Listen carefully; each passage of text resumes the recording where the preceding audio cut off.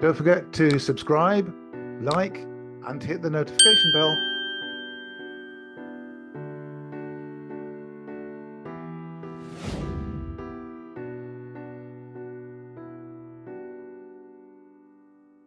Hey guys, it's Kevin Wadsworth from NorthStarBadCharts.com. I hope you're having a great day. I'm here to talk to you about technical analysis, and in particular, is it voodoo? Is it science? Is there something about technical analysis that you can use that is really going to help you in your day-to-day decisions when it comes to trading and investing?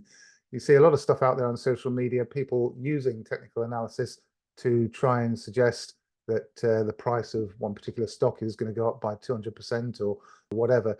But I'm here to tell you that in the vast majority of cases, the technical analysis that you see out there is being done very badly. And there are a far smaller number of accounts and people who are using technical analysis to its best effect. So please don't have your views tainted by those that aren't doing it very well.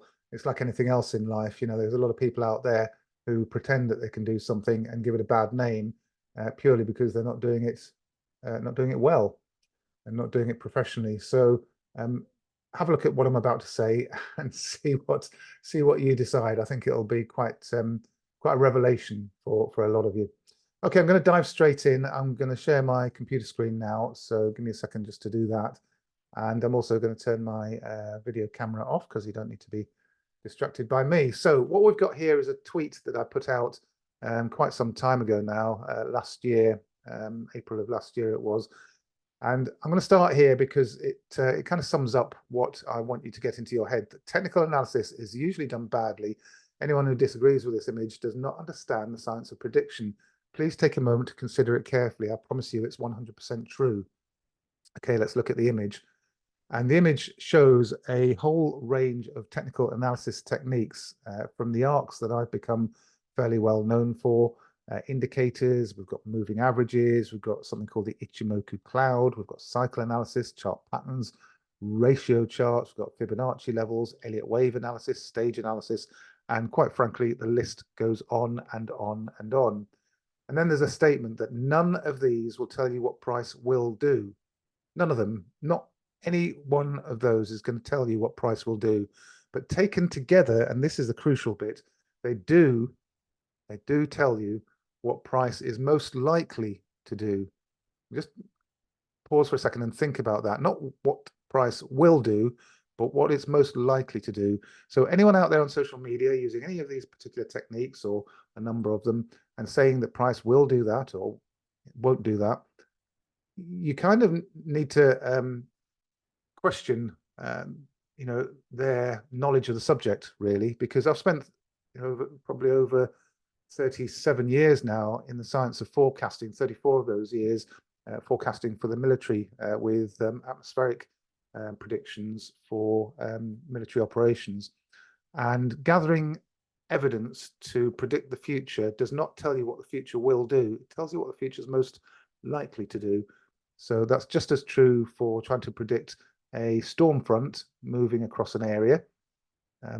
What you end up with is a prediction that tells you where it's likely to be in 6 hours time, 12 hours time, 2 days time, not where it will be. Okay, and that's something that comes with experience, and it's something that you learn along the way, or you accept when someone tells you early on in your journey when you're trying to forecast the future of anything. So it's about weight of evidence. The more of this evidence you can gather, what you end up with is like a law case, to use another analogy, where you're weighing the evidence for and against, someone being guilty of a crime, and you reach a certain threshold, and at that point you say, yep, okay, that there's not really any doubt anymore. And the same thing is true with technical chart analysis. Okay, so moving on from that to a prediction, a forecast, I should say, that I made back in 2020, so about 4 years ago. And this was the uranium market. Okay, so this is putting some of that information that I've just given you there to good effect. And what I did back in April of 2020 was to weigh the evidence. And the evidence, actually, this is just skipping ahead a little bit. The evidence suggested, this is the tweet, at the time in April of 2020, it suggested that that spike down was what we call a capitulation low. And the evidence came in a number of forms from technical indicators, a whole host of them. But in this particular case, from the chart itself, it was a bullish descending wedge. What that means is that in the technical analysis terms, it's a pattern that is expected to resolve to the upside, statistically speaking. But when they break to the downside like this, either the pattern's broken and it goes on to do something else, or you end up with what we call a spike low or a capitulation low. And that candle, that monthly candle, has a very long wick on the bottom of it. Price came all the way down here, then closed all the way back here inside what I, at that point, back in 2020, had identified as a potential arc pattern. It was a classic left-hand side of an arc with a capitulation low.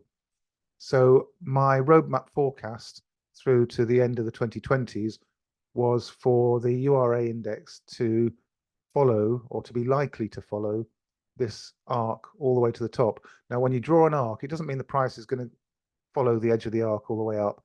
All it means is that the price is erratically rising, but each time it comes down, it finds support on the arc. So what it's telling you is that you're going to have a series of higher lows leading up towards 50, 60, eventually perhaps $100, $120. If I told you that when it was $8, would you be interested in knowing that the forecast for the coming years is for price to move up into the 30s, 40s, 50s of dollars? Well, of course, he'd be interested, because you can double, triple, quadruple, or even 10 times your investment if you get in at $8. So I took a position based on that, not a high NAV risk position, but I took a position of, for me at the time, was a reasonable size, and based on that evidence. And as the evidence grew, I have added to my positions, and I've got a trading account where I trade in and out on our website. That's called a trade tracker. So that's for traders.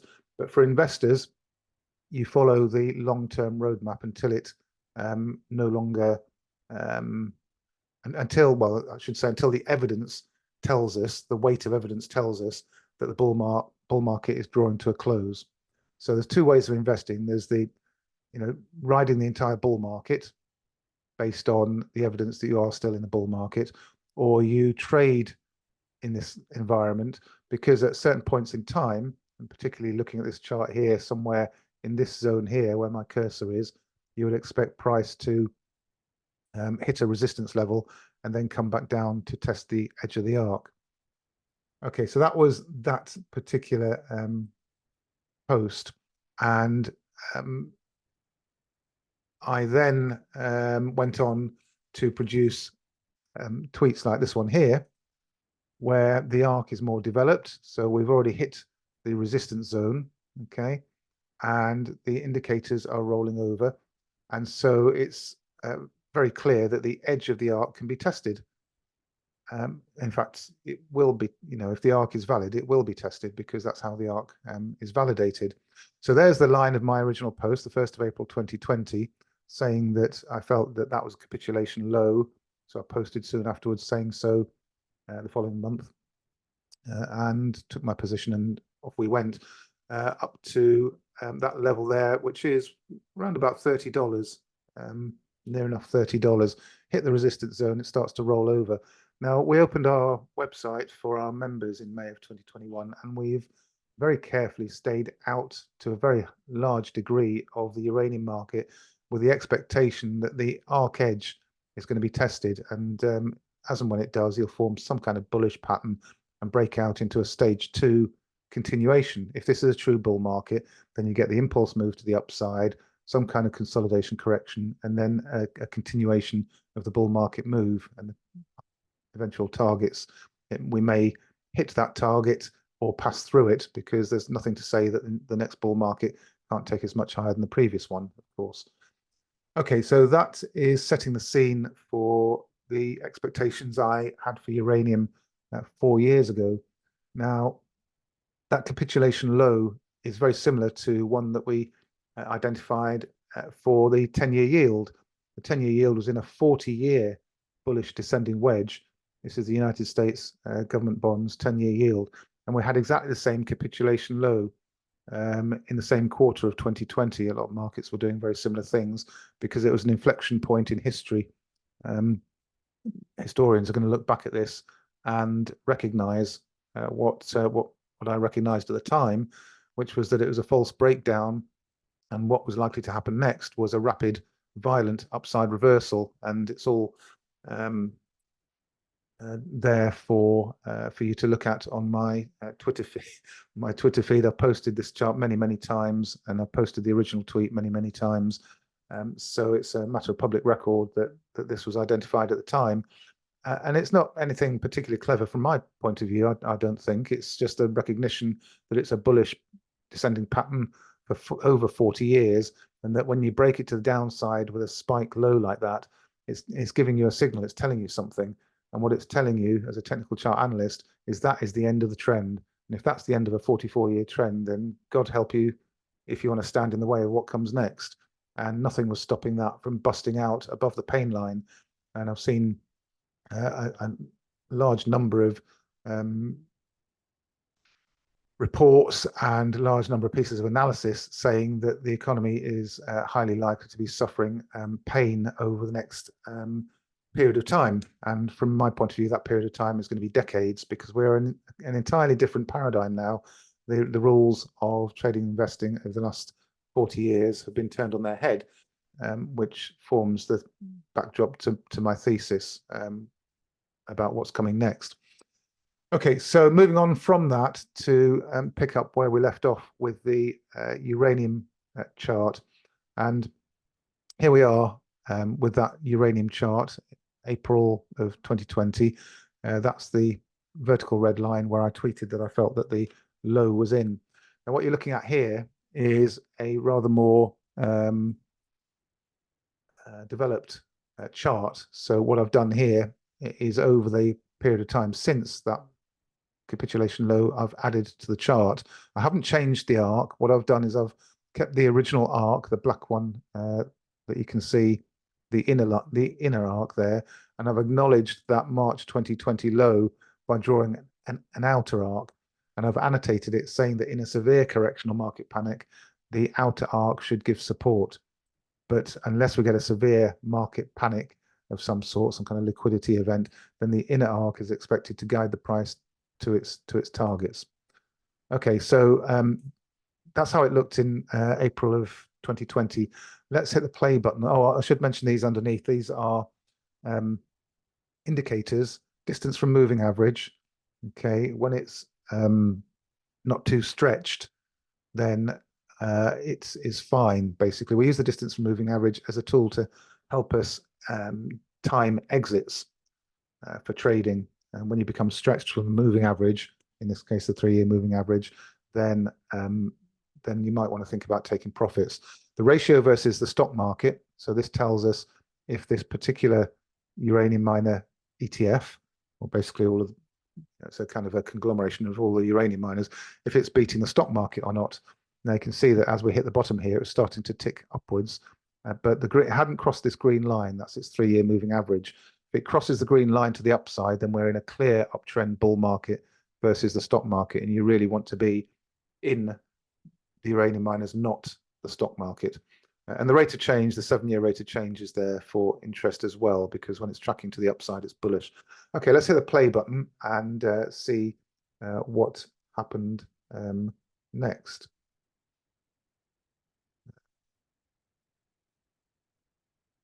No, I don't want to exit the repo. Oh, there we go. Down at the bottom there's the play button. That's what I was looking for. So here we go. It's playing out in front of our eyes, and let's see what happens.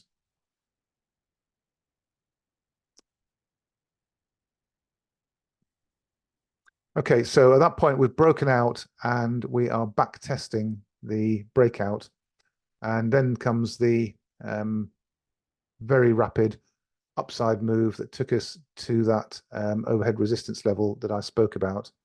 And you can see the indicators developing over time. Notice that we are now outperforming the stock market, and that is a confirmation of the bullish forecast, the bullish scenario.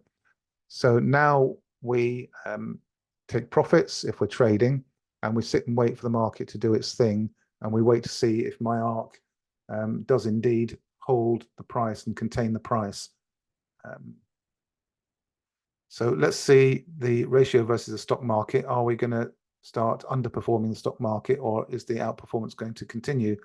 Well, we're going through a period of sideways consolidation, so the uranium miners are performing equally as well as the stock market, and the distance from moving average indicator is resetting, whilst the rate of change is climbing all the time. It's all bullish.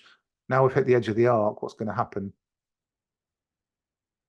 We're waiting for a breakout, and boom, there's your breakout at $24, and that is the re-entry point.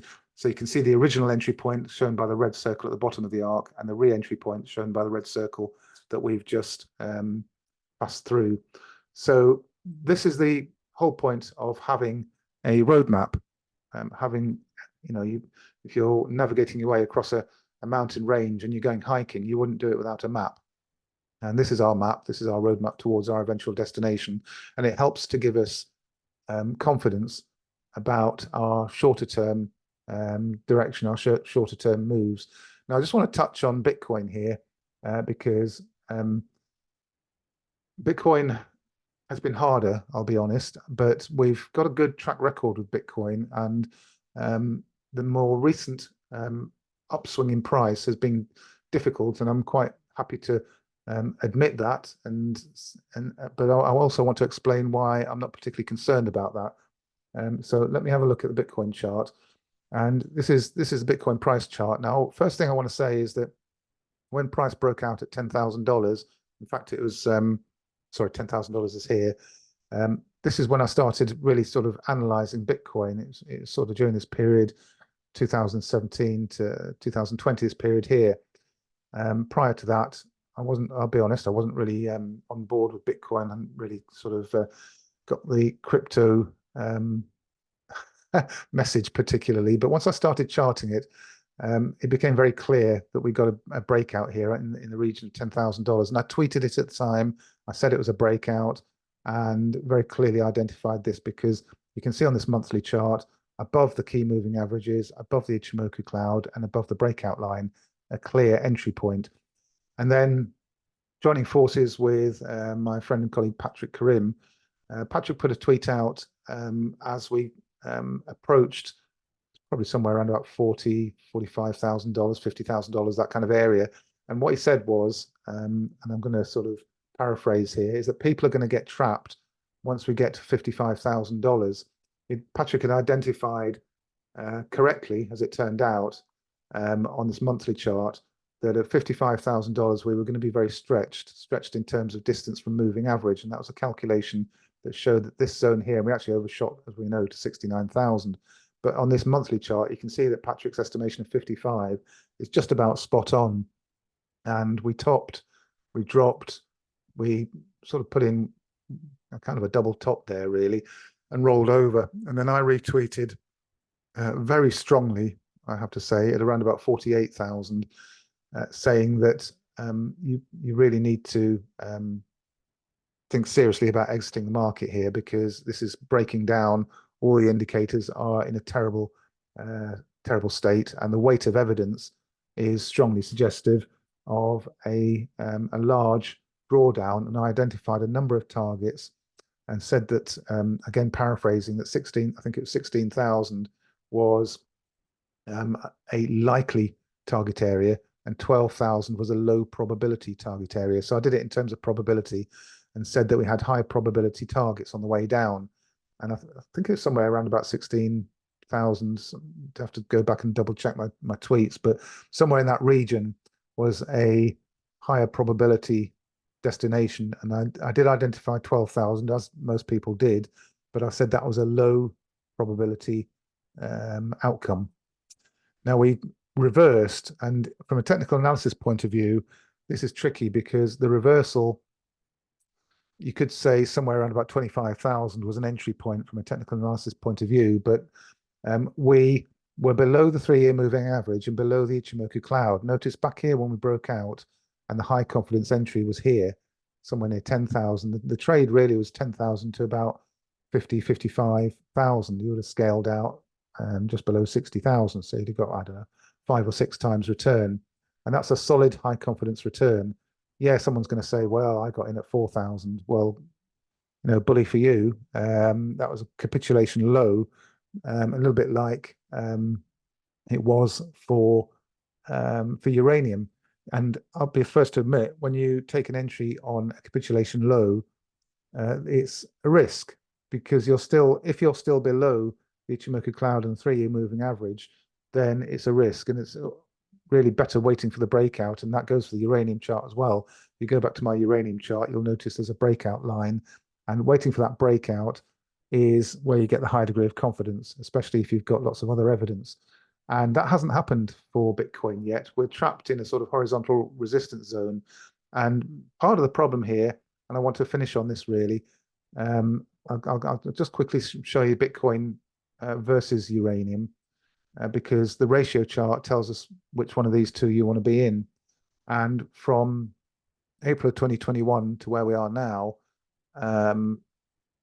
uranium has outperformed. But of course, from 2011 to where we are now, Bitcoin has massively outperformed. So Bitcoin has been a huge outperformer. But if we're talking about what you want to be doing now, then you have to say, and you have to acknowledge, that we are below the 3-year moving average on this ratio chart. We're below the horizontal breakout line, and we're below the Ichimoku cloud. As soon as we cross that, I'll be the first to say Bitcoin all the way. We need to be thinking about Bitcoin positions as well as uranium positions. But at the moment, Bitcoin is not outperforming uranium, and it's trapped beneath a resistance layer.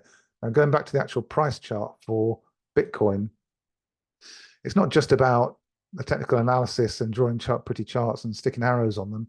It's about what's your risk versus your reward. And as a trader, you have to use risk and money management. And if you're not using risk and money management, then you're don't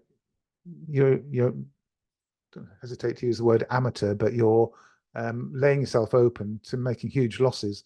You need to identify. So say we're taking an entry at somewhere near, I don't know, let's say 28, 29,000, somewhere around there.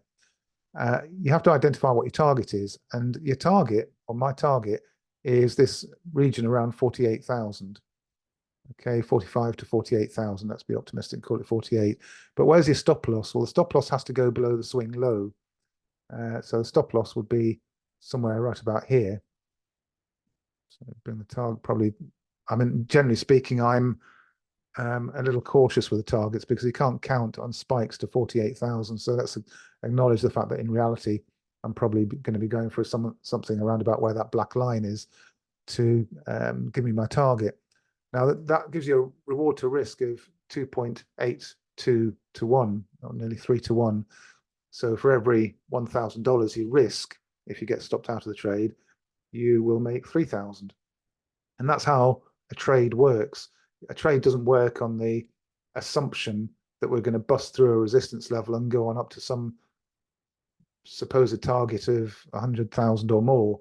That's not how you set your upside profit limits on a trade. You need to anchor your targets at walls of resistance at critical levels, because at that critical level, then a decision is going to be made by the market, and it's either going to go up or down. We know that quite obviously, but identifying those resistance levels is key to trading, and the support levels, and recognizing where the swing low is, and setting your stop loss. And you can do this on all time frames. You can zoom down to the 4-hourly chart if you want, or the hourly chart, but certainly the daily chart. You can do the same thing as a day trader. But my time frame tends to be the monthly chart, because I want to catch these big breakouts and be invested for a number of months and not be having to stare at the computer screen every minute of every day. So I like to take my entry when the market breaks out and then exit when the market breaks down. And that's the chunk of the move.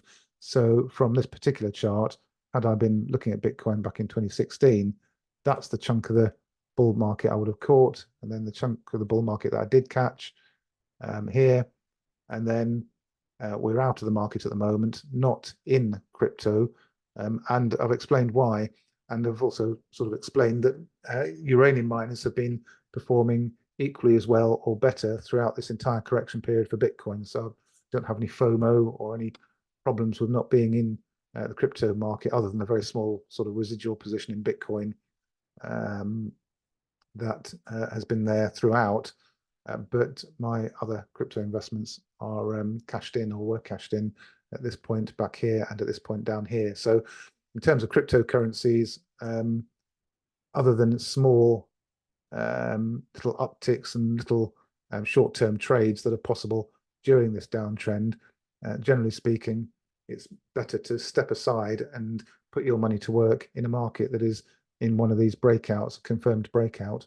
So that kind of explains my hesitation over cryptocurrencies and Bitcoin, and it explains why I'm not particularly worried about it, because of our clearly identified bull market in uranium, which is in full swing and has everything going for it at the moment from a technical analysis point of view. And of course, if you listen to commentators such as Justin Huhn, who we were very lucky to be able to speak to a few days ago for our members, we put a webinar together. That was, adds huge amounts of confidence and evidence to the thesis around uranium.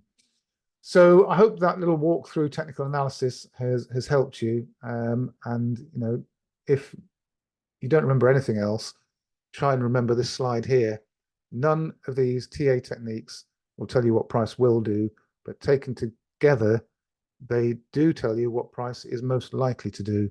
And that's the key. If you can put together a weight of evidence that tells you what is most likely to happen, and then marry that together with the risk and money management that I've just spoken about here, then you will be able to have loss after loss after loss, and then have an occasional win and still make a profit. You could have 60, 70% of your trades go against you, but the 30 or 40% that turn out that work, that reach their profit limits, their targets, they will far outweigh your losses. And that's how weight of evidence and risk and money management come together to grow your portfolio in a much more reliable fashion. Okay, that's it from me. I hope you enjoyed all of that and got something useful out of it. Put your comments below the video. Be kind, please, because there's no need to be nasty with these sorts of things. I'm quite happy to have constructive criticism, but I don't abide all out anger, bitterness, or vitriol. So there's no need for that. Honestly, I'm not a bad guy. I'm just trying to help those of you out there who are perhaps new to this game. Okay, as I say, that's it from me for now. Have a great day. Speak to you all again very soon. Bye for now.